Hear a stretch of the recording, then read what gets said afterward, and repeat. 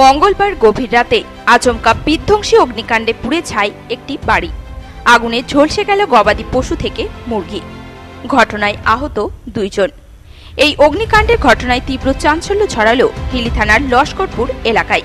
জানা গেছে, হিলি থানার ধলপাড়া পঞ্চায়েতের লস্করপুর গ্রামের বাসিন্দা মর্জিনা বিবি। 2 সন্তান নিয়ে সংসার সামলান তিনি।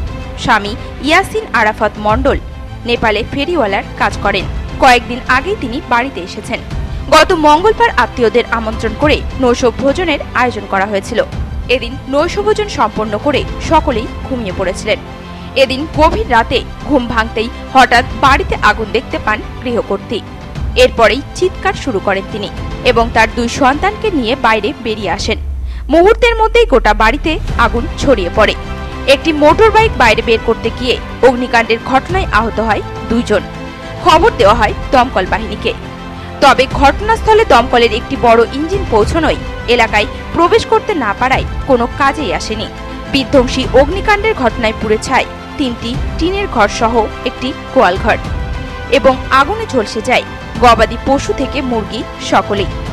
সর্বস্ব হারিয়ে দিশেহারা ক্ষতিগ্রস্ত পরিবারের সদস্যরা।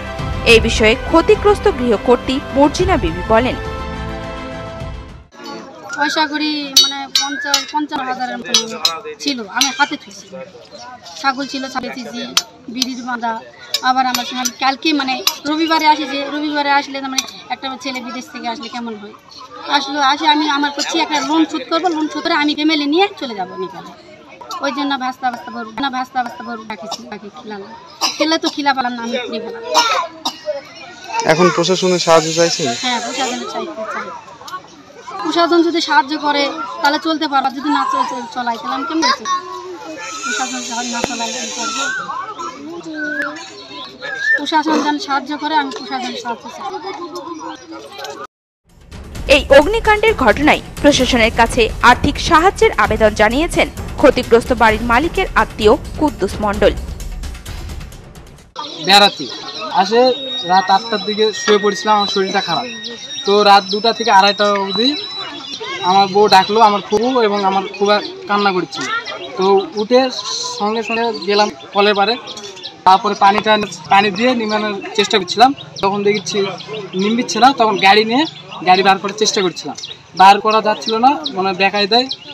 তখন কোনো রকম টানে হিসেবে বার করেছি। তারপরে দেখছি আমার হাতে এরকম চলে গেছে। আমি বুঝতে পারিনি যে আমার হাতটা পুড়ে গেছে।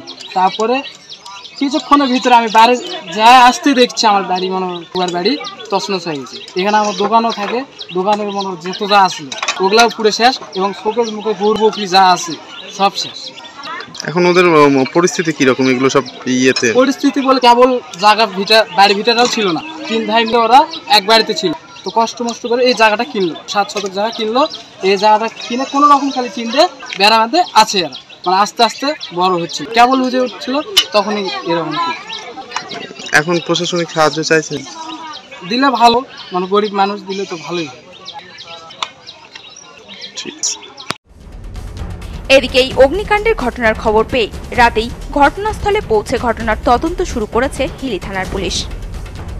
হিলি থেকে বিশেষ প্রতিবেদন, নিউজ টুডে।